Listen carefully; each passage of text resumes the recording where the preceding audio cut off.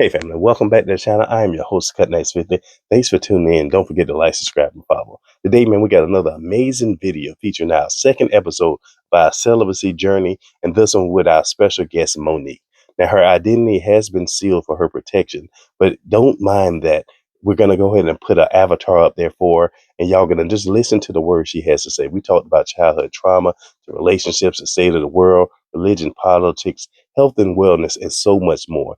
Now, it did get dark at times when she was explaining her own trials and tribulations in life, the loss of a loved one. But she's excited about life now. She's having kids. She's doing a whole lot. And I can't wait for y'all to actually meet her, hopefully, maybe in 2026. And I actually want to have this young lady on my book tour in 2026. So I'm praying for that. We can connect and we can actually get her out there again. But everybody has their own walk, and timing is perfect. So thanks for y'all tuning in. We appreciate y'all for supporting the journey.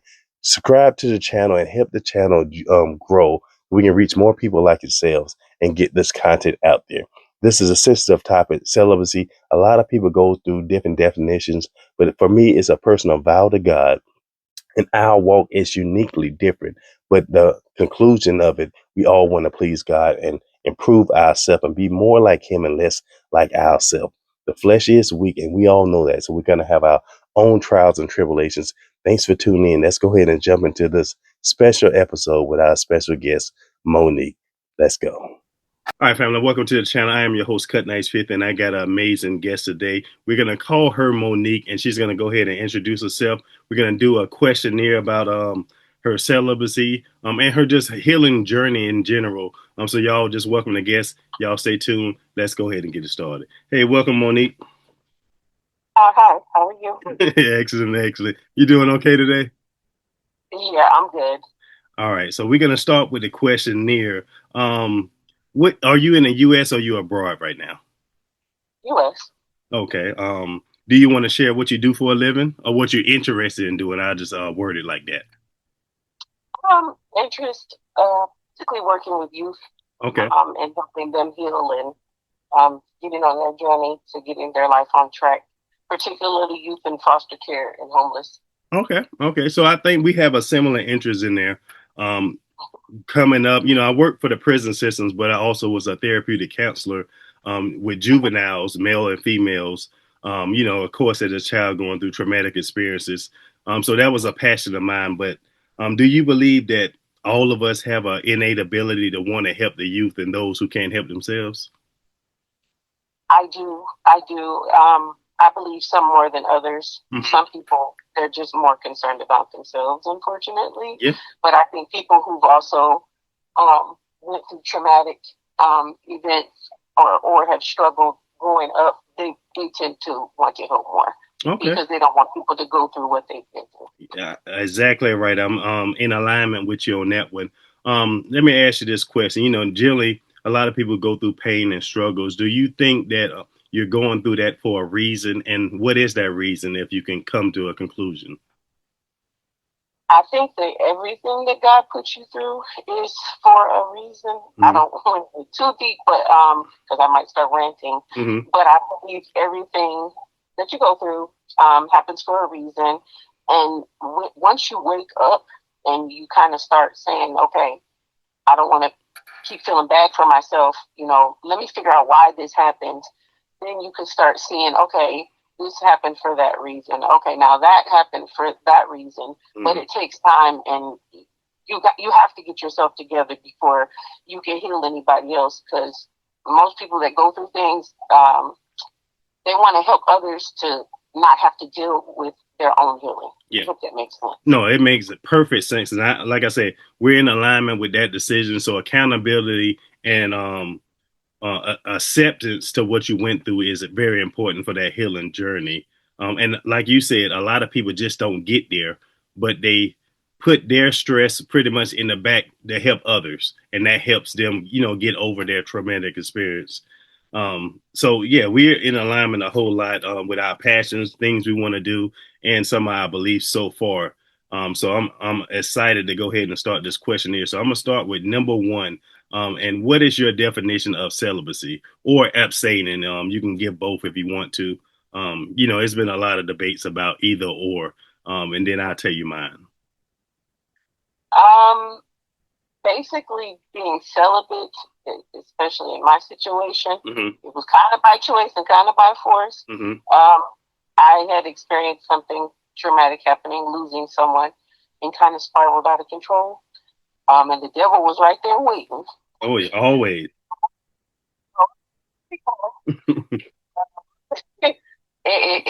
I could have made it to the heavenly barbecue. Oh man, his way, but God basically told me you need to sit down. Yeah. Okay. Because if you don't, you're gonna be right up here. And I literally heard him say, if you don't do what I want you to do down there, I'm going to bring you up here. Oh man. And it was very loud. So it got that bad? Yes, it did. Because it had to. Because I lost people around me. And I went through a real deep depression. And I just got on my face and started praying and was like, God help me. And I ain't gonna go too much because I do it over. Was that a boyfriend? Yes. Okay. How many years ago was that? 2018. Okay, 2018. All right, that's 2018. That's probably when I ended up losing my pops. I moved to Georgia in 2016. A friend of mine, I got his picture somewhere around him, and I'm writing about him in one of my books currently. His name was Keith Wallace. He was supposed to be like a pastor or trying to get ordained, and he ended up committing suicide.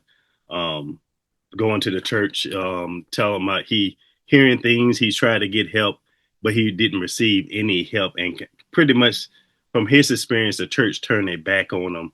And it was a whole, I ate it for a while, but I'm a workaholic, so that's my thing. And then I was going through my pop, so I understand when it seems like the wall fall, all the bricks start tumbling down, and that's where my defenses actually broke myself. So I get it, I understand, and there's no words that people can say when you're hurting or in that dark place that's going to help you pull yourself out, but submitting yourself to God and actually praying. I'm sorry, you're about to make me cry. Because when you said that, I actually had a friend when I was in a very dark space. She called me and she's like, "What are you doing?" I'm sorry, I'm getting choked up. No, it's fine. And I was like, nothing. Terminal clients, all with this chat interface running off one server. And what we're going to implement and one shot is a slash. What your friend did. And, she was like, "Are you okay?" And I was like, "What do you mean? Why are you asking me if I'm okay?" And she's like, "Because are you okay?" And I was like, yeah, I'm okay. And I was like, "Are you okay?" She was like, "Yeah, I'm okay." And I was like, "Well, you can come and visit me." And she was like, "I can." I was like, "Yeah." I was like, "Are you doing okay?" She's like, "Who do you stay with?" I was like, "It's just me." I was like, "You can come and, stay, come for a few days or however long you want." She's like, "Okay." And I said, "Why don't we go do something to eat this weekend?" And she said, "Okay." I said, "All right, make sure you call me." And she said, "Okay." I got a call from her mom that week and she killed herself. Oh man. And my situation was pretty much the same. Say I was working, the guy was my co-worker. I talked to him the day before and he was like, he was asking, we was having a good conversation. And he was happy pretty much. So what people was telling me, once he figured out that he was going to do it, it was like he reverted back to his natural self. I really couldn't tell too much was going on. It was like he was excited for the future. He was going to come to Georgia and move with me because I was doing movies and stuff like that. I had some stuff with Devious Maids, Oprah, Tyler Perry, a lot of stuff that was going on for me, fitness modeling. And I was like, hey, you can come stay rent free, start new. The next day I seen him. He seen me, and so I was excited to actually see him. And then he kind of jetted off. And I knew something was strange. And then a couple hours later, I seen a Facebook post, and then that was it. He had an 8-year-old daughter. I think my daughter or my son at the same time was that age. So you can only imagine. I was like, I just literally talked to him hours ago, and at least his daughter wasn't there, but it wasn't just a regular suicide. his spouse, it was a double murder suicide. So he took her with him. And I didn't say it publicly until now with you. But I felt a type of way about the church and today's church or these pastors, and how they can turn their back on them. And I know he was military also, but of course they're gonna blame it on PTSD or whatever. And he went and got medical treatment at the facility, and they couldn't detect nothing wrong with him. He thought he was going through a spiritual warfare. He talked to his pastors, and he said the pastor told me it's no such thing as demonic spirits or influences. It's just symbolic. It's not real. The devil not real, stuff like that. So I was like, for even somebody to say that, they didn't even visit him when he checked himself in, but they released him after all the tests because he was saying he feeling something. And he's hearing voices that's telling him, to hurt himself, and eventually he got better, but it was like an ongoing thing. So that's why I kind of cling to him a lot more each day. And that was maybe like a week or 2 weeks before that happened. So it seemed like he was getting better. But looking back, he made his decision. He didn't want to go through the pain. He don't have no help in the church. I think he put it as an idol, his pastor and everybody else. So that was like the last blow. Your spouse, y'all was having disputes. You was trying to get back together. They want you, if you try to get ordained, they want you to have a happy family. They want you to get your marriage back. And they was kind of separated, but working on getting back together. She had a boyfriend. He didn't. I guess he messed up in the past when he was in the military. So, it's like a 4 years they were separated. They got back together. Those relationships, you back and forth, you young, they both was young, but now they older and they got a daughter. So they was together. But she had a boyfriend on the side and he didn't know. And then he found out and still forgave her. And they was trying, because of the church trying to amend it. And she said it was one thing, but it wasn't. And that just was that, that tug and war. I just was like, hey, you got to suffer the consequences. You messed up, leave it. Let her do whatever you want to, but it's driving you down a dark path. Yes. He couldn't sleep. He couldn't do nothing. The church wasn't helping him. And eventually he got over it. And it just seems like it was getting better. But, I was wrong. And, I asked myself why and all this and that for a long time. But who knows? Sometimes the test is for us and sometimes the test is for other people. Yeah. To touch on what you said with just that whole type of situation, after that happened with my friend, I ran into another friend that I hadn't seen for a while. And long story short, she was like, yeah, we should go, hang out. I said, that would be nice. She's like, yeah. And I gave her a hug. I seen her. She killed herself. Oh, man. Like, it is a spirit. I don't care what anyone says because. Well, I totally agree with you. I'm right on board with you. I say this all the time. We give stuff name, and people don't forget that the Bible always tells us that our words have power. We don't know what power, so if we give it that power, it turns into something else. So I'm in agreement with you with that, but I actually believe it. Yeah. And it happens. I don't know if what it is to try to break our will or what the situation is. I think it does vary, but it's just sad that they put you in the same place or predicament, and we have to try to figure out or bring up the pieces in our own lives during that same time frame, because we don't know what other people are going through. Right. I will say this much: I had to sit back. It took all the strength out of me to figure out like what was going on, because after the second friend, she was somebody I would never, ever think would do that. These are young, beautiful young women. I say that, those are people that can't. The first one, she had 2 kids, which I feel terrible for them. But when I looked into the second young lady, she had a friend 2 weeks before that do the same thing. And then they had another mutual friend do the same thing before. Oh, man. She actually OD'd weeks before that. So I keep telling people it is a spirit. It also is your environment. Yes. What your friend was telling you, it is not a lie. I heard those same voices, and it would give me solutions. If you do it, no one's going to miss you. Yeah. If you do it, you're not going to have to worry about anything. Just do it. No one cares about you. No one cares about you. If they did, they would be calling you, or this person wouldn't do this, or this person wouldn't do that. It is a voice, but I will tell you what amplifies it. If you're drinking, if you're doing drugs, if you are around negative people, I do believe that there are some people that have wicked gifts. Yes. I was literally under attack, literally, from family, friends, or people I thought were friends. Yeah. People very, very, very close to me. And until you take a step back and you start looking at the people around you, you're not going to figure that out. Because there will be people that you would think are supposed to be there for you, and they're not. Yeah. I had someone that should have been there for me when I called them and told them that my boyfriend had passed, and they told me, I'm busy right now. No, come on. I don't have time for this. Don't tell me that. No, I'm serious. Then I had the same person when I was on the verge of going to the Heavenly Barbecue by choice. I said, they're like, what's wrong with you? You need to get it together. I said, I just don't want to be here no more. I'm just depressed. I got to go. Oh, yeah. That's those type of individuals. I do hear of them. I know somebody who has a associate like that. You know, they call them a friend, but I don't consider friends as that, you know, because friends are genuine. It's a rare thing these days to have actual true friends.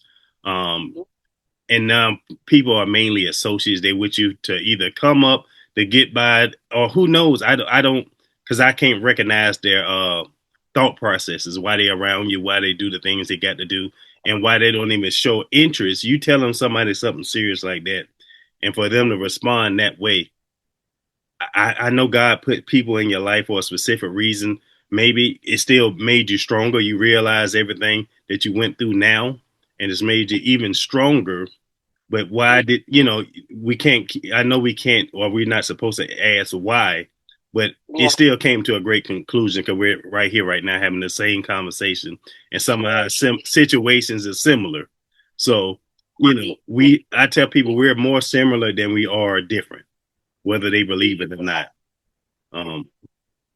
And so people can know that person was family. Okay? Yeah. That person was family that did that. So people need to know that everybody, maybe this person was going through something because they're going through stuff now. But that, nobody but God. Yeah, but still, even if you're going through something, why not, you know, hold on and depend on somebody else so you can work on it together? You know what I mean? That was always my mindset. If you're going through, so I know negativity breeds negativity. They don't want you to be happy, you know, stuff like that. Wow. But why not even listen for a little second? So, you know, like I said, I don't personally get it. I know it's that type of people out there, but I know it's good and bad people in the world. You know, who knows? Maybe they was had a negative influence or demonic influence over their life at that time. So anything else that anybody else, they just didn't want a part of it. You know, so people like that who I just try to pray for them. You know, just like I pray for everybody, but a little extra prayer, or in my prayer life, is more like a conversation. Because, you know, God already know everything you need. So I talk to him just like I'm talking to you right now. I know everybody got their own different path, but I was like, you created me. You already know who I am and what I'm about. So it's no need to go down, beat around the bush. So, yeah, that's amazing. But let me, because we'll keep rambling on because we got so much stuff about it. And just like you said, I say the same thing. I don't want to ramble on, so let me get it. And I try to stop myself because I do the same exact thing. So I'm going to go to question 3. What are you hoping, praying, or wanting to achieve from your celibacy journey? To continue to stay on that path until I find the right person. You know, people have their opinions about, well, you already had a child, you've done this or that. How you try to wait till you get married? Nobody's gonna do that. I believe you can find people that are on the same path as you. Yeah. And you can meet the right person because you'll be in the right mindset. So I do hope to be married one day. I would love to be able to do everything that I can, and for the youth, because that's my main thing. That's what I live for. And just teach them the same thing, that basically you need to respect yourself. Yeah. You need to make sure that other people respect you, because if you don't do that, people only treat you the way that you let them treat you. You don't have to give somebody your body because you like them. Come on now, you preaching right now. Come on now. You're going to be sleeping with everybody that they slept with. You're not going to know why you acting crazy, why you depressed, why you moody, why you all place. You need to sit down and you need to pick the right person, because those spirits will jump off onto you. There you go. And you won't know what's going on. And you sitting up there looking crazy. So you don't need to bring anybody's negative energy into your life. And it's going to take you time to get to know somebody. If you don't take that time to get to know somebody, not to say everybody that grew up bad, behave bad, but you will be trauma bonding. Looking back, a lot of my friends I had in school, in high school, we were trauma bonding. We all had the same trauma. Yeah. The same thing we were going through. Hey, man, you cooking right now. I tell you, I say the same thing all the time. So do you believe in, and I didn't call it that back in the day, but now everybody is saying it's soul ties. You believe in that?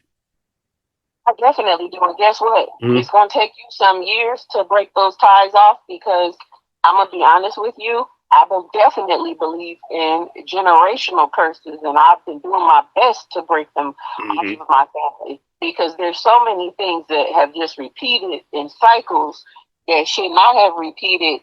And if you get with someone else that has those same cycles, your kids are going to have that. Yeah, I agree. Of that. You can't just say, oh, I like him because me and him both have been through things. No, not to say you need to judge somebody, but I think a lot of us don't realize you need to have nerdy friends, or friends that haven't been through stuff. Yeah. So you can know what a healthy friendship and healthy relationship is. Yeah. And that makes me think of women. Oh, I don't want to talk to no square or no nerd.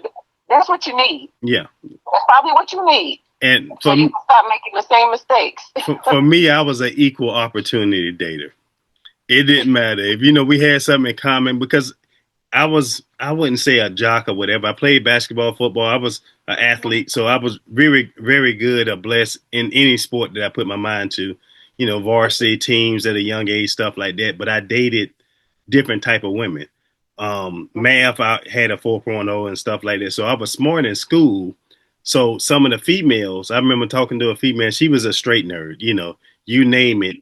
And I was still attracted to her, but she was nervous about being seen with me. And I, stop in the hallway, conversate with her, because she felt like, the jock only messed with the cheerleader or whatever the case back then, stuff like that. And I was like, I don't care, because I wasn't raised like that.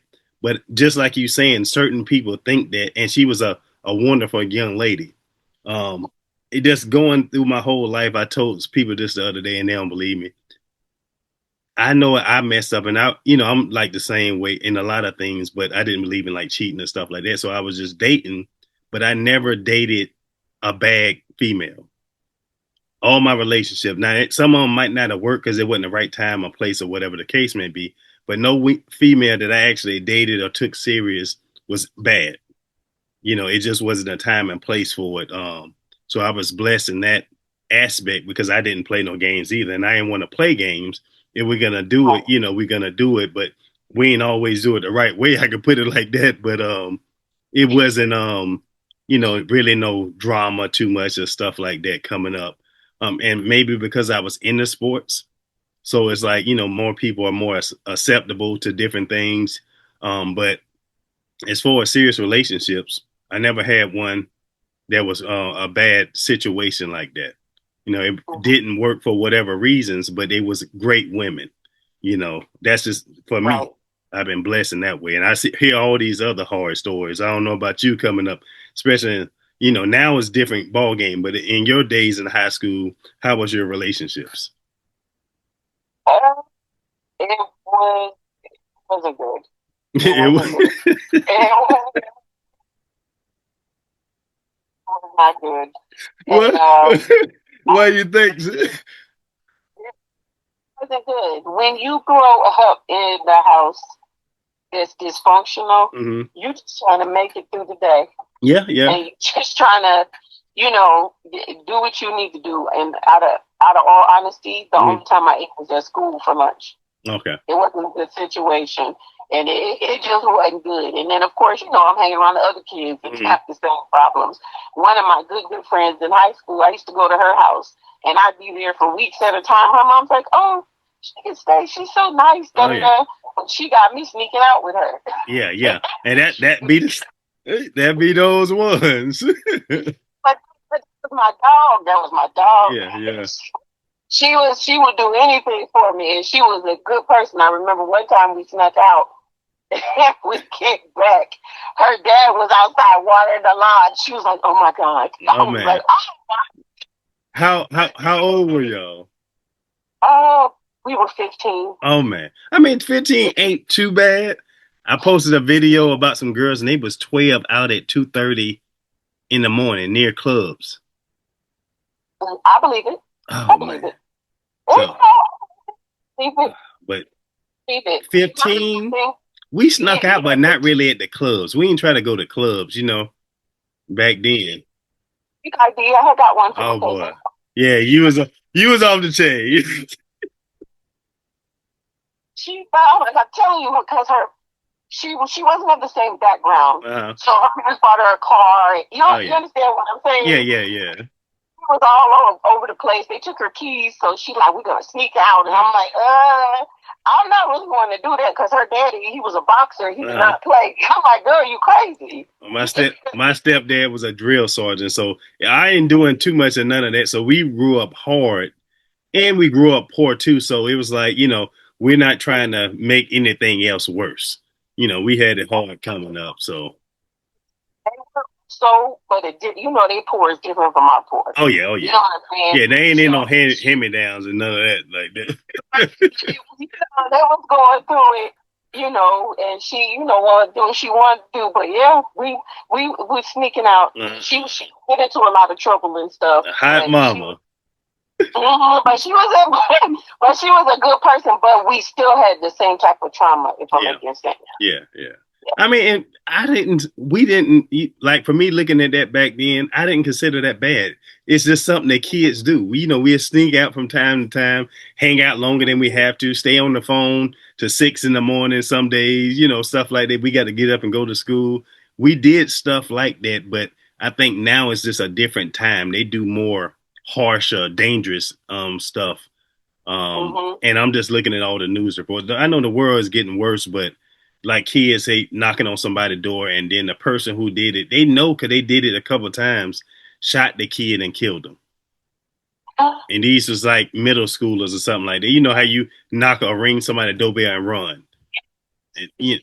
I was like, I didn't have to do that. No, that's intentional to me, but I don't know if they're gonna actually charge them. That's the thing about the law. You can say you was trying depending on the state, because they actually have to be trying to break in your house for you to do something and cross that barrier. You can't just shoot them from the door, and this guy was running, so you end up shooting them in the back.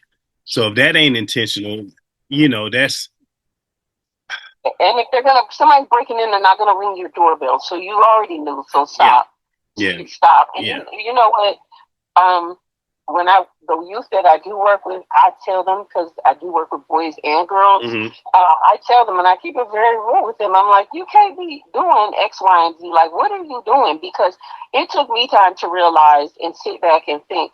I didn't think about consequences when I was that age. No, none of us did. None of us. I didn't, and I shouldn't be punished for that. But like, there's some I tell them, I'm like, you already on an ankle monitor. Yeah. They don't expedite you to prison. Yeah. Okay. And the times have changed. It's not be to where, because you're a juvenile, you're not going to go to the big people jail. You need to stop doing what you're doing, because it's not worth it. I said, where are all your friends now? I talked to a young kid the other day. He's like, I said, in jail or in juvie. Oh, yeah. He's like, yes, ma'am. I said, and you the last one standing, aren't you? He looked at me, started laughing. I said, exactly. I said, don't you think that means something? Mm-hmm. Don't you think you have a duty? Don't you think you have a calling on your life? I said, what are you doing right now? Yeah. You're not even in school. For what? You wasting your time because I don't want to be at home. I was like, who's at the house? Your uncle, somebody, they're drinking, they bothering you. He looked at me, he's like, how did you know that? It's always the same scenario, just different times. Yeah. I said, but don't let nobody run you off your blessings. You stay with your granny, you never know. She might be trying to leave you her house. And she can't leave it to her son. No, but no. you running off. Yeah, I mean, let me stop ranting. I mean, it's you got the passion for the kids, and they actually need it. You know, like I said, I had that same desire. I dealt with them. I love doing it. So I think it starts there. Even though they messed up, they can get back. They can get their life on track, a whole full life. But knowing that it's actually dangerous for kids nowadays than it was back in the past. When it comes to stuff like that, just being kids, you can't even really be a kid no more. We threw rocks, we rung doorbells, we hit mailboxes, and now I was looking at it. Kids are actually getting killed for doing the same stupid stuff that I did when I was younger. I will tell you this, and I'm going to be brutally honest. Me and a friend were talking, like they post on TikTok back in our day. You know, when we used to go out, like when I snuck out with my homegirl, we got people grown picking us up.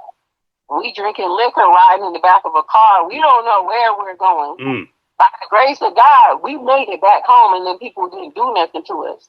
These young girls, you cannot do that nowadays. Oh, no. You'll be shipped off to another country. Yeah, that somewhere. That trafficking is big right now. And me and my friend, we were like, I was like, girl. She's like, man. She's like, do you know we are lucky? Yeah. We are lucky. Yeah. We went to clubs. Now I was just laughing the other day. I told her, I was like, you remember we used to go to a club or go to a rave, somebody giving us a pill. We don't even know what it is. And now I'm taking vitamins. I'm like, dang, I wonder if this is too much vitamin. Yeah. And that's what I'm saying. The times are changing. You know, I don't even know if it's raves like that, but I just on the news, especially I'm in Atlanta, so it's so many young girls and kids that just go missing each and every day. I get reports. So in my feed right now, you know, I've been doing, and it's something called down here Georgia Bureau Investigations, and I was like director of security operations. So I get all these stats and stuff every day, and they're like the FBI, but they in between with the state government. And this was before I retired. Like I said, the numbers is crazy. Kids coming up missing, sex trafficking, people at colleges, even professors preying on the young. I mean, it's so much that I try to pray for our youth these days, but it's not enough resources.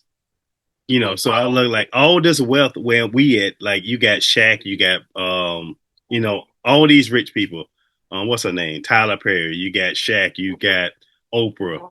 All these, and we got homeless people. You got kids who don't got nowhere to go. And I was like, even if you donate $100,000, whatever, you're getting the money back. And these are some almost billionaires.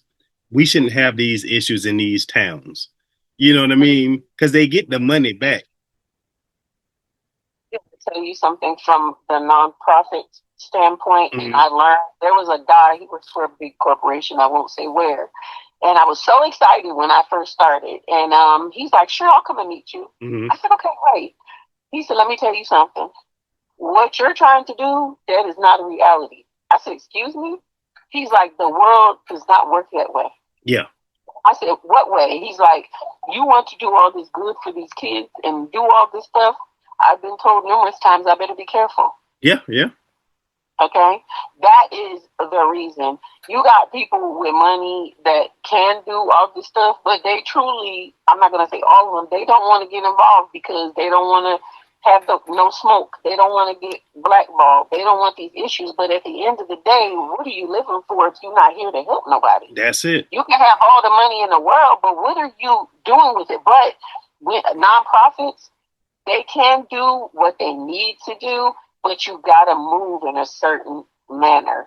You can't say basically on paper all the things you're going to do. You got to say, oh, I'm going to do X, Y, and Z. Then you just got to do what you want to do behind the scenes. That's my best advice. For my nonprofit, that's why I say just an outreach program. I get exactly what you're saying. I knew most of these people. I know the reason why they're not doing it. You know what I mean? Because they got connections that's not godly. I'll just put it like that. That's just point blank. If you done made all these deals, and then of course they don't want to lose funding or opportunities and stuff like that, but you can't take your money with you. You know what I mean? Like I said, the Bible says it all the time. You know, a rich man is harder to go through that needle of the eye. So I know why. You know, of course, some of them do small things and they look big to us, but compared to them, it's like pennies. You know what I mean? They do it to meet a quota. It's not genuine. No, it's not. I've met a few, and once I got around, I was like, I'm not getting a good vibe from you. Yeah, and you pick up on energy. That's like me. I pick up on energy. I'm not dealing with you. I didn't get excited. And like I say, Tyler Perry down here is a hard worker. I was on set one day, 20 hours. He was there before me and after me. So he a hard working man, but I didn't get I don't get good energy from, I got good energy, and this was a while ago, from Oprah, because one of his actors, they didn't like me on the set or whatever. I just played like a detective, and he was a star cop. So Tyler ended up calling Oprah and got me on one of the little shows. And I think it was the one with the Pastor Greenleaf. You know, you shoot in reverse, and I met them, and I was talking to them and stuff like that. Even though I was just an extra, and they chopped it off, and it was supposed to be a couple scenes. I did audition for the bigger roles. I think was Oprah's niece, husband, or boyfriend. He was like, hey, he was something. But I didn't get it. But just meeting them and hanging around with them, they seem genuine while you're on set. But I don't get starstruck. You know, I tell people all my role models is in the Bible. You know, I don't just live for the day, you know, and besides my pops and older brother, stuff like that, who's not with us. But none of my people, I don't look up because you have money. It's about if you're a genuine person, then we can get to go to, you know, we get to know each other, but that don't mean, status don't mean nothing to me. No, that's how I am. And one of them, I met when I got to speak, I like froze up, and I don't never do that. But it was the way they were looking. I was like, oh, that's like a nasty look you giving. You know what I mean? Like I'm bothering you. I'm like, okay, let me just leave the situation alone. And was it a male or female? A male. You said who it was already. Okay, I gotta say they felt that energy. You know what I mean? They felt that very intense. Yeah, they felt that energy from you. You know, certain things, if they know you're not a pushover, get over, or something like that. Not saying that with everybody, but we pick up on energy. But I think people also can see your energy. They can see your light, and they won't test you or try you in a certain type of way. No, and that's like the guy, even though I was a little upset, the one that came and met with me, and told me the truth and broke down, he was preparing me for what I was going to go through. Yeah. And I appreciate him for that, because he's like, you're all happy and bubbly and giddy. That's just not the way of the world. You're going to have problems.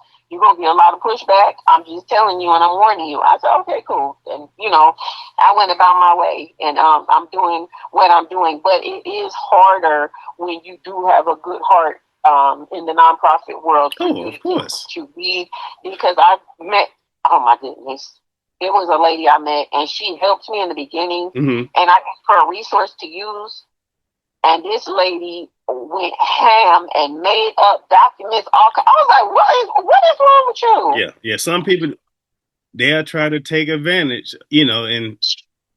She did, and she was like, "Oh, I need your email, your business email." So I said, "Who do you think you're talking to?" Because I'm extremely nice, so I think people think that I'm real green, but that's mystique and yeah. You know, all time. Yeah, that's because I've seen and been through some crazy stuff. So now I just learn to sit back and watch people and let them hang themselves. Yeah, I mean. That's the same thing I do. But like I said, I pick up on energy, and it never led me astray. So generally I do stuff, you know, pretty much like you alone. If it's an opportunity, I see it, but I don't get excited until it's actually accomplished. You know what I mean? I'm not getting too overexcited. You say you're going to do this. You say you're going to reach out, you know, like the day, you know, I'm going to start doing some clips. I'm having like a Christian debate online now for believers who don't believe in witchcraft and hexes and stuff like that, and I tell them, you know, it's right in the Bible. No, they don't believe in it. They believe it. A lot of them don't, you know. I know I was surrounded by a bunch of witches at one time, okay? And it is not normal. It is not normal. I repeat, to be in back-to-back head-on collisions like I was. Oh, man. 1 day apart from each one, head-on collisions. And you're still here. Yes. And I can always tell when I'm under attack, and I want people to pay attention to this. When you're under attack, you'll get delayed. Like, I always meet somebody, and they'll just start talking to me, and we'll spark a conversation like how we are. Long story short, once I leave from that location, there will literally be a head-on collision or an accident that I just missed. So that is an attack. You understand what I'm saying? You have to pay attention to that stuff because you get delayed. God be like, no. Let me distract them so they don't leave yet. Or something's don't happen. Or like if you make plans to go somewhere and you just can't go because something just keeps happening. Yeah, something will keep slowing you up. You forget your phone. You forget this. You forget that. Now. The booking won't go through. Then you log back in. It says now that flight is no longer available. That's it. Yeah. Now I believe in that. You know, like I said, God works in mysterious ways, but He always make a way when you're under attack, so you can have a way out. You know, so you're gonna always be protected and covered. Yeah, you got in accidents, but you still here. You wasn't too overly seriously hurt, and was able to walk away. Like you see other people. You know, I tell people I don't know why. I was telling this guy he want me to point out the Holy Spirit for him. If it's God, if it's Jesus, he want answers. And I just tell him you can just go to the Bible for that. I can't make you believe in something that I clearly know you don't believe in. You want me to give you 100% proof of this? I said, for me as a believer, I don't need the proof. I know. You know, just like I'm talking to you right now. That's what I told him. I said, I don't have to prove it to you. You ask him, and I said, for me, I take it differently. You asking all these questions. Yes, you don't believe, but you're searching. You want to believe. Right. You might act like you don't because you're searching for the answers. They might be going around the wrong way. But I can tell you who can answer all those questions is in the Bible. I say, just read it. You'll get the answers you're looking for if you're open to it. But this been like 2 weeks. He been eating me up. He been asking all these questions. You can't help that kind of person because that's the type of person who will go through bad stuff and blame it on other people. Yeah. They'll never take accountability for anything. They're not gonna. I feel like it has to be in you for you to believe from the beginning. From when you hit this earth, I don't care what anyone says. You have to know. Like me, when bad stuff would happen to me, I'd be like, okay, let me keep going. I would pray. I'd be like, God help me. And I would just keep moving. You know what I'm saying? When somebody would tell me something good's happening to them, but my life is in shambles, I'm like, good, I'm so happy for you. And I am genuinely for you. I'm not mad you got good things going on for you. But people that like that, those people will be jealous of people who have good things happen for them. Because they're not genuine people. They don't have a pure heart. You know.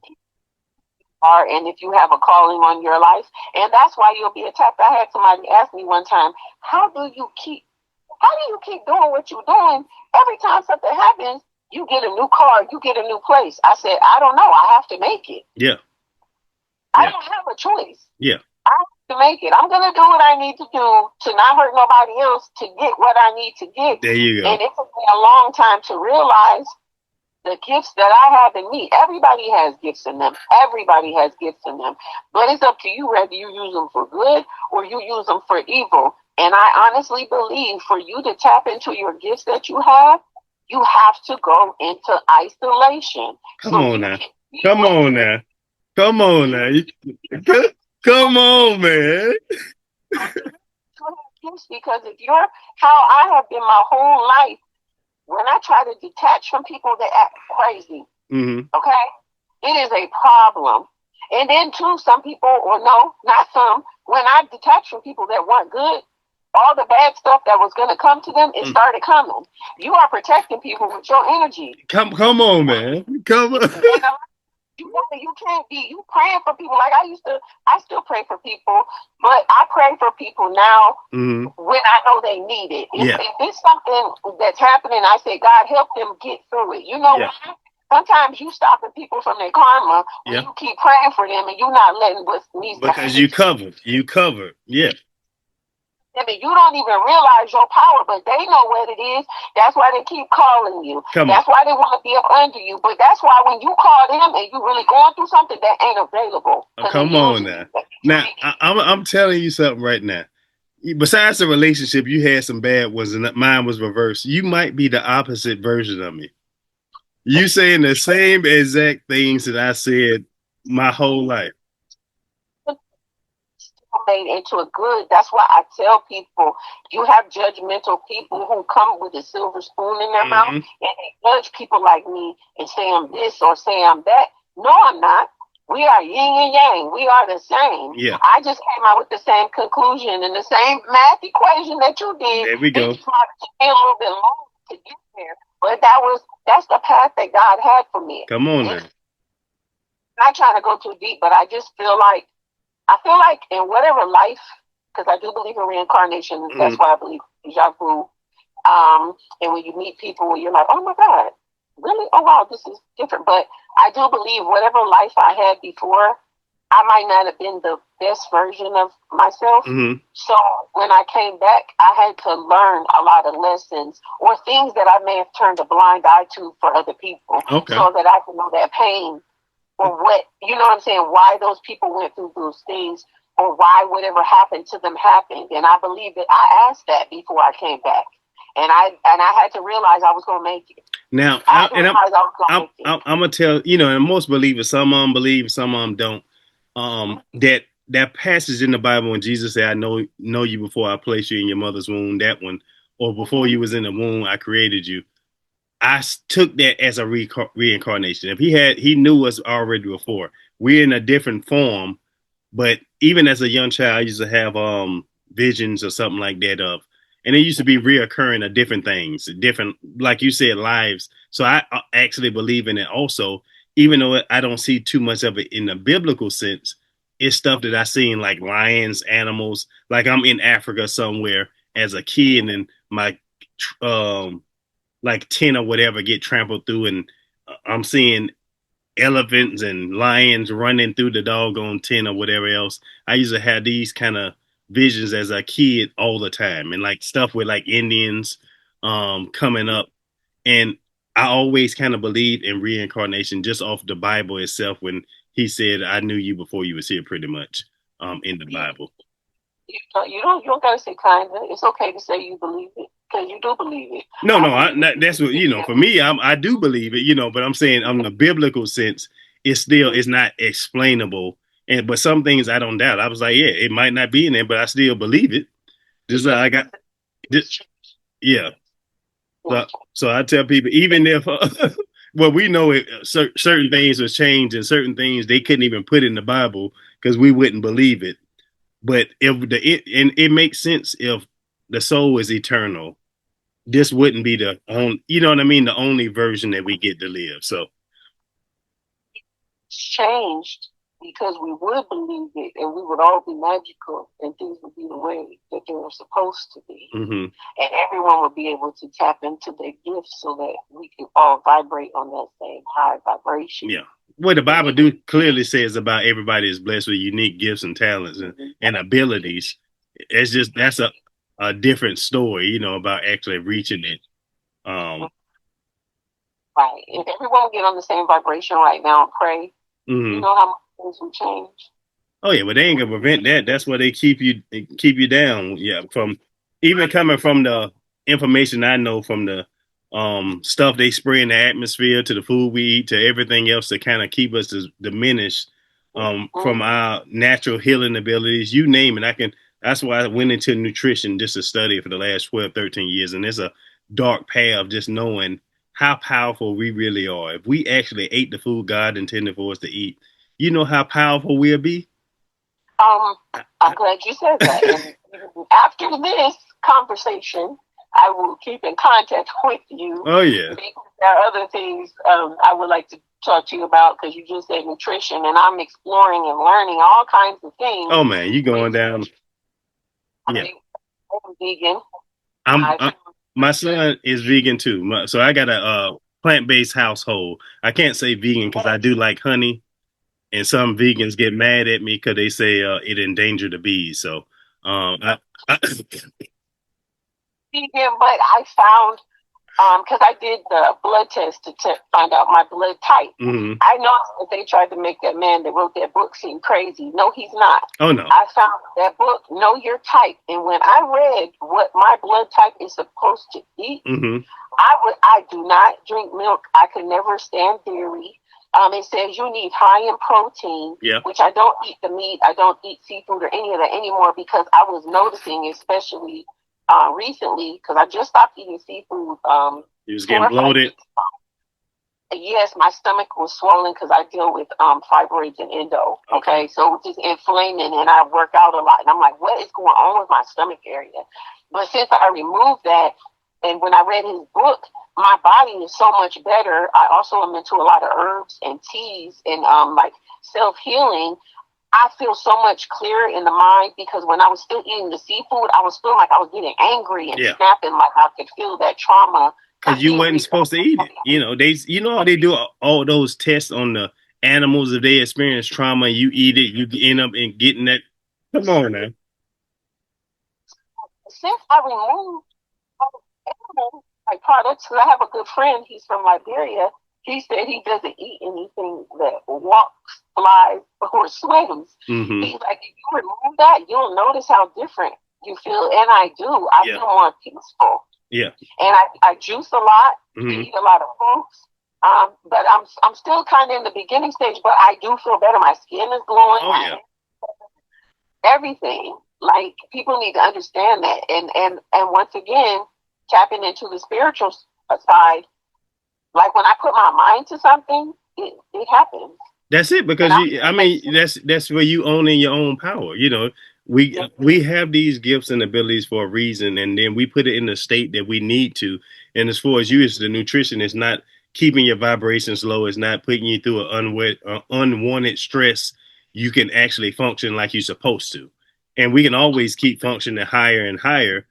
So I agree with everything you just said. I believe it. I live it. My son now, like I said, my oldest daughter is 20, going on 27, and I got a 2-year-old, so, on that plant-based lifestyle, it's going to get you back right. It's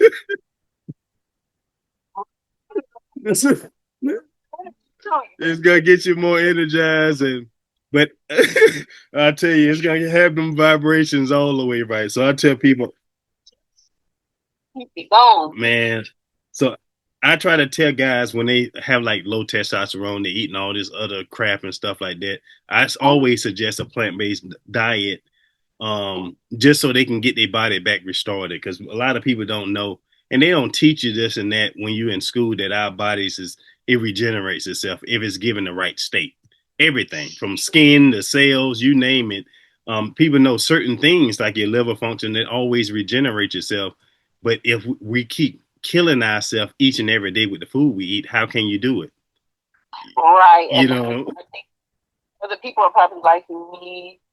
What I struggle with, though, and quick, is getting enough protein through a plant-based diet. I do a lot of vegan protein shake. I think it's Orgain. It's pea powder or something like that. Yeah, Orgain. They got a couple of different types. Yeah, they actually they send me some stuff. It's 2 companies I work with. I work with Orgain and another company, Live Good. Yeah, I like Orgain. They got a lot of good stuff. And another company, I'll give you the info when we get offline, is Live Good. And I like companies, and they get these stuff from their veggies and plants overseas because it's got less pesticides. The scoops to at least get 80 grams of protein. No, that's it. I think when you plant-based, to get a right amount of protein, because you can't eat the food because it's too much rich in nutrients, too much fiber, you're getting too much nutrients. So I agree that all plant-based people, eventually you're going to have to get like a protein powder or alternate proteins, like the shakes and stuff like that. And if you can get aminos, then you don't need really the protein. If you get fruit, if you get food that's rich in amino acids, then you don't, as long as you got a balance of fats, you got the balance of aminos, and aminos is in the protein, because we all thought okay, I need more protein. But if you don't have the building blocks, which is the amino acids, and it's in everything, like I said, I give you a whole list this is what I do for a living also. So you can get the protein that you need to. It's just how you get it and how you're able to eat it, you know. So it, yeah, I mean, so it's possible, but wait, I don't even know. Okay, that's hit for. I don't think we got 2 minutes. When we ramble on, I tell you, two ramblers, they're gonna be like, yeah, that's like you're gonna have to go back through and cut it. nah, I ain't gonna cut it. I'm gonna let them eat it and enjoy it. They, good fruit. But I think let me go to 4. I think we was on because you said number 3. I'm talking about chapter 4. Number 3, you said like, what are you hoping, praying, and wanting to achieve from your celibacy journey? You was like to become your highest and best self, to teach other women that your blessings and power is in your womb and celibacy, and you can do anything you put your mind to, which we just went over. So number 4 was, do you believe it's selfish to date while you're on your celibacy journey?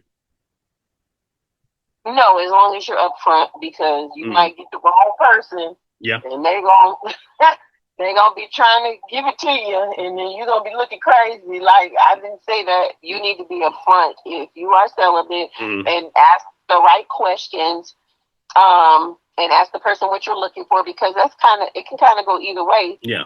I don't really think you should tell people that first date in the beginning, because then they're going to try harder. Some people that are not good for you, you know what I mean, to try to crack that code. Oh yeah. They can be like, hey man, it's a challenge now. Let's work. Too, and I've been knowing what I've been doing. With a guy friend, he's like, do not. He's like, you better not tell nobody that at the beginning, because then they're gonna be trying to get in there. He's like, don't do that. He's like, you feel them out, and just ask them. Say, what are you looking for? Are you talking to anybody else? You know what I'm saying? What are you trying to? Have you been married? Do you want to be married? Usually, the wrong person you meet is that. No, I'm not trying to do that. Yeah, I'm not looking for marriage. That you know they ain't ready. Yeah, I ain't. No.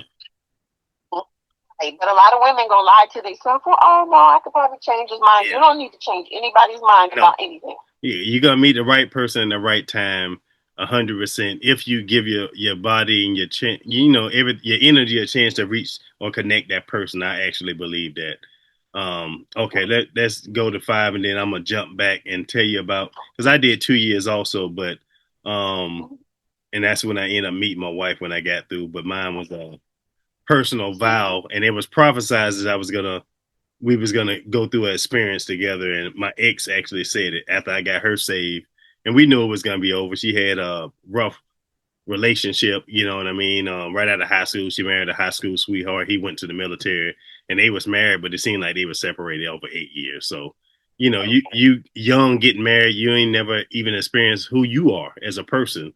And she got married, and then right when she got to get divorced, we met.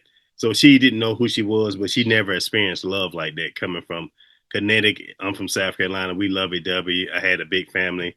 We say it all the time. Her mom never told her she loved her. She knew it, but they didn't have that kind of, I guess, up there in Connecticut, New York, they didn't have that kind of verbiage or emotional connection. So she told me, she had a vision or a dream. I was on the beach. I was walking to a young lady. Both of their names start with a K, and I was smiling and happy. And I seen the young lady, and she turned around. She had a big hat, and she knew it wasn't her. Right. And me and my wife went to Puerto Rico, and I was walking to her, and it was the same exact thing that she explained. And that just happened to be 6 years later, though, from the time she prophesied it. And I wasn't thinking about it, because I wasn't looking for no relationship when I first came here, and on my 2-year celibacy journey. And I only made a vow for 1 year, and it ended up going to 2 years. Because I was my dad was in a tragic accident. Legs got amputated. It was horrible. My friend I told you had the suicide, and I kind of dedicated everything back to God, and wanted to be focused on doing acting and modeling, doing whatever I got to do to get him up here to Atlanta, so he can go to this. They had like the best rehabilitation center for like amputees and stuff like that. That was my goal. So relationships, women, it was kind of easy at first because that wasn't in the picture. And then I was a workaholic, so I was going here and there and, always busy that I really even didn't think about it. But I was getting more clarity also doing that process. Mm-hmm. Yeah, that's me right now. I work, and work out. Oh, yeah. So you work out 5 days a week, and I think I seen that on here, and that's going to be number 8. So I'm going to let you explain that. You're healthy, and it keeps you on track, because the older you get, you have to work out. If not, you're going to be all cramped up and stiff as a tin can. Mm-hmm. So I think we went over 5. Do you believe it's selfish to withhold sexual intercourse if you're on your celibacy journey and dating in a relationship? You said no, long as you're upfront, stuff like that. What was your deciding factor to remain celibacy or continue your celibacy journey? You said faith, right?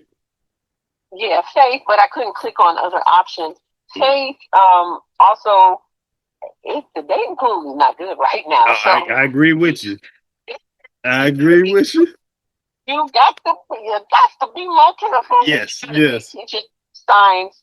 There was a guy who gave my number a while back, and he called me. We talked on the phone for hours. Mm-hmm. The phone abruptly hangs up. I said, "What in the world?" No phone call back, nothing. The next day he calls, and I didn't answer. I said, "I'm not going to talk right now." Mm-hmm. He starts calling back to back. I said, "Okay, this is a red flag. Like, you trying to make me answer the phone. That's what I don't want. That's what I'm not going to do." And then eventually I answered the phone, and he's like, what's going on with you? I said, "Why do you keep calling my phone?" Mm-hmm. And what? I've been on you for 24 hours. And what did he say? Because I was calling you. He's like, "What, you crazy or something?" I said, "Okay, that's it. Don't call my phone no more." That guy ain't saying, "Are you crazy or something?" Yes, he did. And because he was preparing me, because at the time I didn't know, because this was some years ago, not to overshare. Uh-huh. You have to be careful what you share with people and what you've been through. Oh, yeah, because they'll try to use it. So he was like, "Oh, this is going to be a good one." Oh, man. No, sir. No, sir. I'm about to be acting crack. No, you're not. Because when you're by yourself and you don't date for so long, I think people need to realize too, because that's what I'm realizing, you got to get back into the thought of being able to be around somebody. Because I enjoy my time in my personal space. You know what I'm saying? Yeah. And being able to be off to me, but you still gotta, be ready to interact with people, but to be smart, to pay attention to the signs, because that one wrong person can ruin everything. I agree with you. Now, I like isolation. Like I said, with my job, I had to be isolated a lot, so I got used to it and accepted it. So my thing was struggling, opening up or actually communicating with people a little bit more, because I like my alone time. So I can go through it, but when I want my alone time, that's it. I don't want no conversations, no talking on the phone. I just need some time for me, and then that's it. So it's rare now, but I do still enjoy it when I can get it. So let's see. What you think? What's your hardships you had while you was on your celibacy journey? The hardest things. I did put something on, and I guess I will say it because I'm probably might as well. I know what it is. I'm sure I'm not the only woman, because I don't think men realize that women may struggle with that too. Is watching porn. Yes, more women than men. I didn't know that until I actually researched it. Yeah, because you're thinking in your mind, well, I'm not doing anything with anybody, but so it's not going to count. But if you are watching that, it does, because now you're opening up that portal for that type of energy. Mm-hmm. And afterwards, you like, ew, I feel bad. I don't like how I feel about myself. Come on, now you preaching. And I didn't, for years, I didn't think it was wrong, because coming up where I came from, you got introduced at a young age to it, and it was nothing like overseas. I was like, I'm not gonna sleep with these women or nothing like that. So most men, you end up watching it, but it was not like it's an everyday thing for us. It was just something just to keep you going. Okay, I'm gonna use it as a tool, not to get tempted by these other women or whatever the case. And you hear stuff by soldiers, they cheating and stuff like that. But now it's the spouses. So it's like this is the world we live in. even though you try to do the right thing, you still doing the wrong thing at the same time. It's just, I guess, on a lesser scale to you personally. Not spiritually, it might not be. It's the same thing, but personally, people think it's less than a sin compared to actually doing the physical work. Especially, you know, if you married, that's different, but it's still so bad then because you're looking at other people. Yeah, you're still doing the same thing, but on the spiritual instead of the physical aspect. Two, you're going to desensitize yourself. Yeah. I tell, my friends, even with things that you're using to do that, you're desensitizing yourself. It's not going to be able to do that for you. Then you're having dreams. Yeah. Unless you meet the right one. Eh? Well, you on your journey. I can't say that. Yeah, you said. To have dreams, and I don't know how to say this. There was a guy that I had met, and we were cool.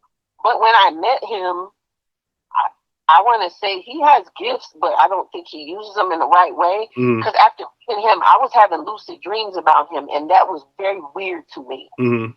In an appropriate way. You understand what I'm saying? And then as I got to know him, he said he watched that kind of stuff too. So you got to be careful when you share that too, because people can get into your dreams. I don't care what anyone says. And if I wouldn't have paid attention to that, then it would have turned into something more because you think you're just dreaming about this person. But that also touches with that too. Don't open up that portal, because when you start having those dreams, now, okay, I want to act on this. Yeah. I want to actually find somebody to do this with. So if you just don't watch it, then you're not going to have that temptation, because people don't realize either that is a spirit and it's going to come to you every time at night. Why don't you watch the movie? Come on now. Yeah, now you speak in my language now, sadly. You're now you over here looking like a beat freak. Because you do it too much, because you don't know how to control yourself. And you're looking on your screen. Next thing you know, you're going to get embarrassed and pop open the window when you're talking to somebody. There you go. You need to do that. Yeah. It's just better to abstain. Yes. I think so. But a lot of I think it's a spirit. That's just it. And it seems like it done changed now to even more darker. It's and you the stuff. Have you seen the stats with how many people? It's like so many people, because I know why, because the relationships is horrible right now. The dating pool, like you said, is hard to date. So just like I did it, you did it.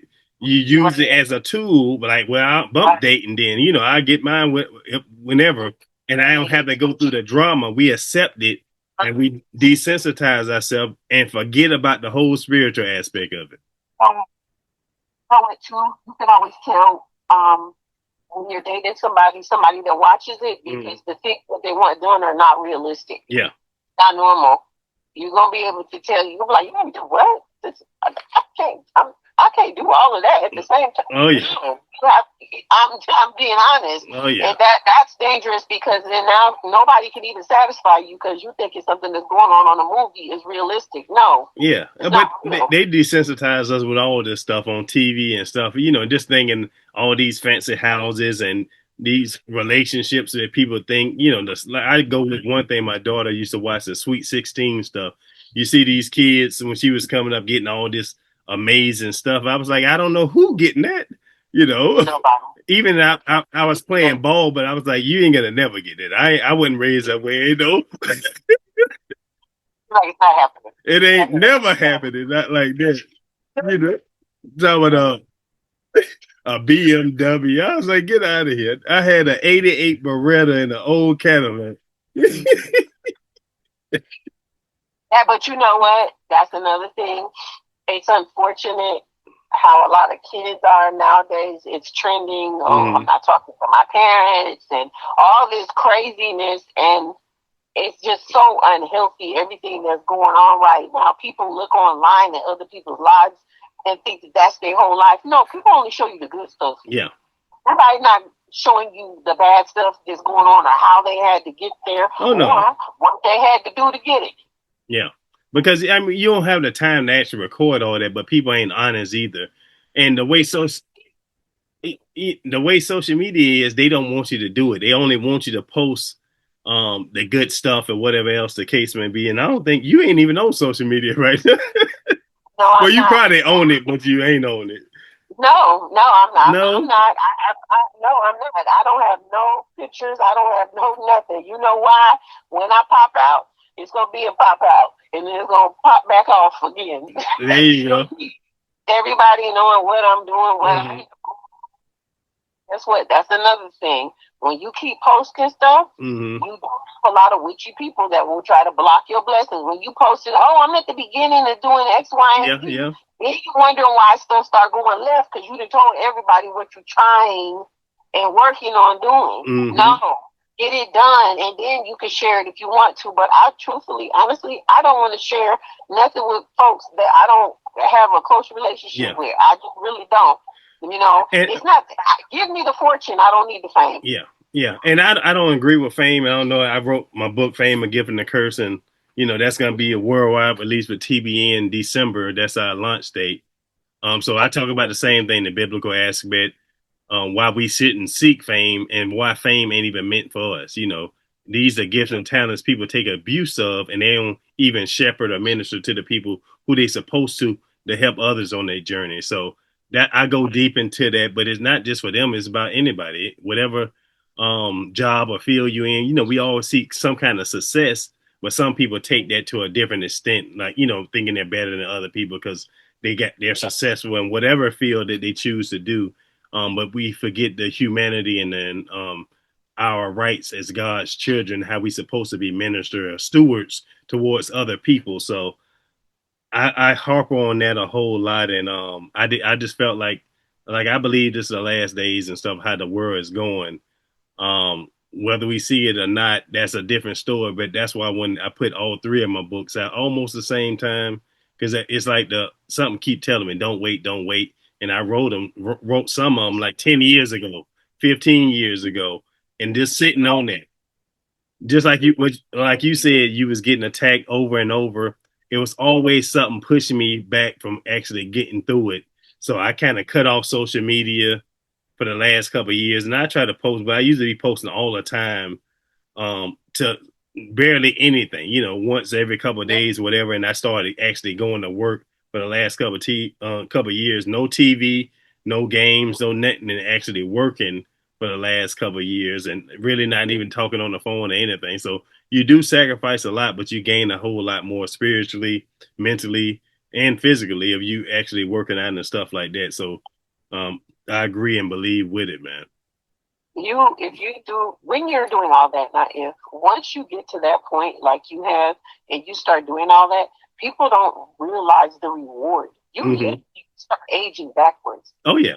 Because you're healthy, you feel good, you know what I'm saying, you look good, you're blessing other people, then you in return get blessings. The reward is so much better. It's just not, you know what I'm saying, short term like everything else. But everybody is not in that headspace. And it's never the right time to do anything. Just do it. And then when you're saying you believe it's the end of times, I believe it's the end of foolishness. Yeah. That's what I believe. I believe it's the cleansing that's about to happen. And that's what I'm talking.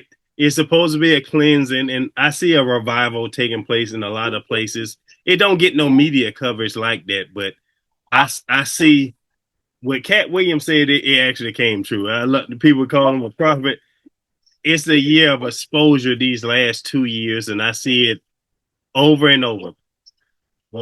Just for celebrities, if everybody will listen to what he said, it's happening in everybody's life. That's with your family, with your friends, with your spouse, with everybody. And guess what? If you don't believe what you're seeing, it might save your life. Yes. Yeah. You better believe what you're seeing, because right now, people, your kids is turning on their parents is turning on their kids. You better pay attention to what is going on, because those that were at the back of the line are going to be in the front. Yeah. And I tell people all the time, stay out the way. Yeah. You don't have to be out in the streets right now. Just let all this pass.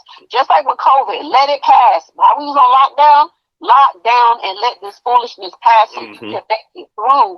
That's why it breaks my heart when I see kids or just people in general when something happens to them and their life gets taken because they was at the wrong place at the wrong time because they weren't supposed to be out yet.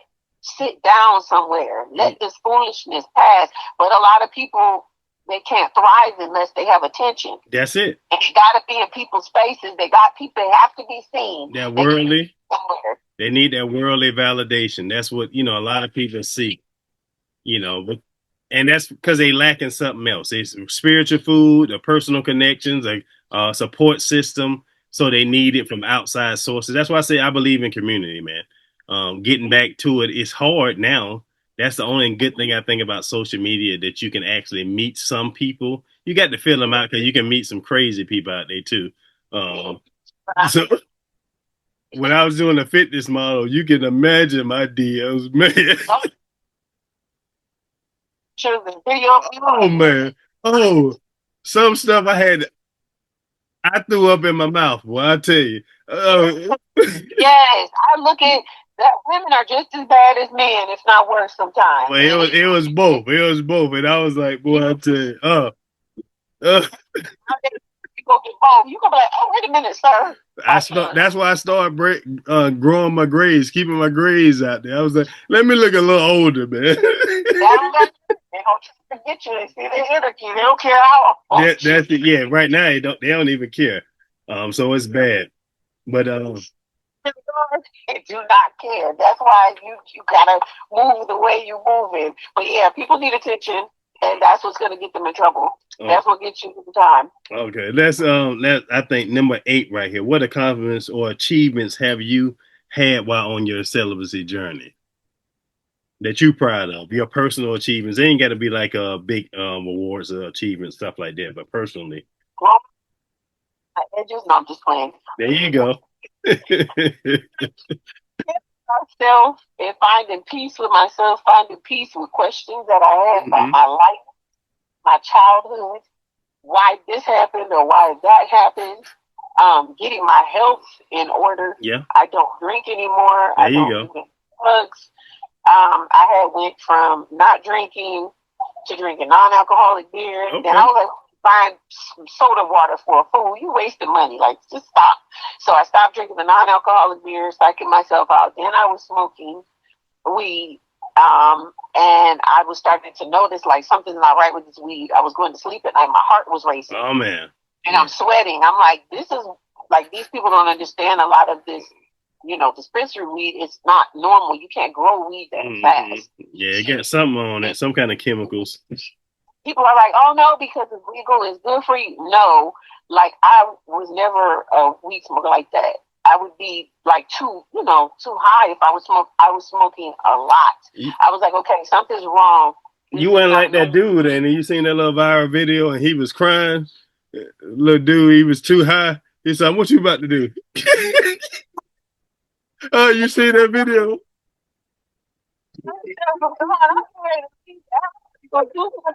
And then like, what is he about to do? Like, this has to stop. This is ridiculous. You wasted the whole day figuring out it. Then you get paranoid, you're getting anxiety. I want to leave today. Oh yeah. The only place you want to do is go get some more smoke. You sitting up here looking crazy. That's what you don't want. So, doing that one day, and I did pray. Every time I stop doing something, people don't realize. I pray, God, please help me. Yeah. Please help me stop doing this. Even with the videos, the porn. Yeah. Please help me stop doing this. If you ask for help, he's going to help you. And I just stopped. Yeah. I just stopped, but I don't want to say, well, I guess I can say that. The same when you have an addictive personality, you do have to replace one vice for another. That's it. Excessively. But that's a good vice, but we're creatures of habit. So, it's like those habits, you got to keep doing something else to take those places, because when we get sad or whatever the case, we go back into those same habits that we used to, because it's natural. We made it a natural thing, whether it's food, whether it's videos, whether it's working out, we used to doing certain things. And that's why I think in the Bible, it says the flesh is weak. You already know we're going to go through these same struggles and everything else each and every day. So it is, you got to be careful with your triggers too, because of course with everyone, but death is a huge trigger for me. The last major one I experienced was when my mom passed. I just went into shock, and I didn't realize I was withering away. I wasn't eating. It was like a week, almost 2 weeks. God was like, girl, you better eat. What are you doing?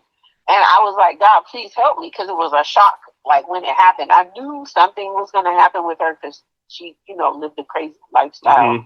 But I just didn't think it was coming. Like, it's like if you have that family member that, has addictions, and they call you and you're like, oh my goodness, they're about to call me. Or like, what they want. You still miss that call when it doesn't come. And she didn't call. And I was like, why ain't she called? And this is around the holidays. So when she passed, I was like, this is another attack. But I had to pull myself back up. And I knew I didn't want to drink. I don't ever want to drink again. Because let's be real, if you drink and you've had crazy things happen, that's a part of the reason. You're making stupid decisions. Yeah. I call alcohol a demon in a bottle.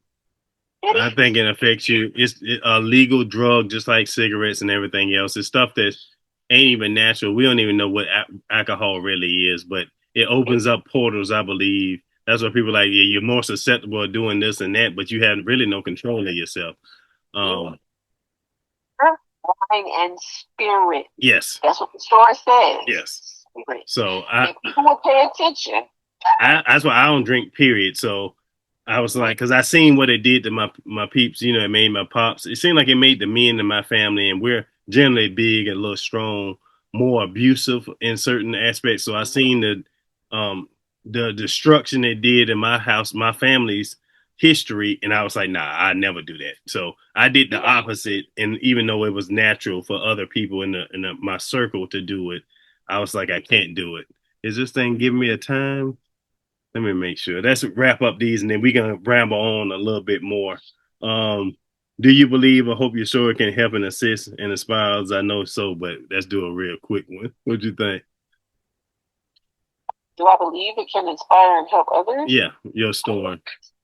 Absolutely. I think I put on there too. Yes, I do believe it can help, but it can be scary too sometimes. When you're dealing with people and just the way the world is, when you're trying to be honest and put yourself out there, you have to be prepared for things. Yeah. So. All right. Do you believe or understand that your bravery to share your story is not only inspirational, but it's a rare feat, especially in today's time? Yes. Okay. Well, yeah, I mean, like I said, we both two ramblers, and we've been going on and on and on. I appreciate it, man. I tell you what, decided I'm gonna end this up, but we're gonna stay on the phone and see if we can connect offline. Anything else you want to give to the listeners, and what kind of tips or something that you can advise them, because they ain't gonna have the contact information to get a hold to you. Keep in touch with you. One day we will, once I get it. So I'll work. I'll give out your word for Monica. When she gives me a word to give, I'm gonna go ahead and give y'all some advice or tips for Monica, and it'll be up for her. And eventually they will be able to get in touch with me. I just got so much going on right now. I gotta save my energy. You know what I'm saying? I get it. I understand. Whenever it's work, it works for your glory. So it's timing. It's all about timing. I'm a big believer in time, and everything happens for a reason. You meet the right people at the right place in the right time. And it's not a coincidence. So I actually agree and believe with that. But I'm gonna close the video off, but we're gonna keep talking for a second. So I appreciate y'all for tuning in. Y'all got any questions or comments for Monica? Comment below, let me know, and I'll give it a message to relay. And we appreciate y'all for tuning in. And with that, we out.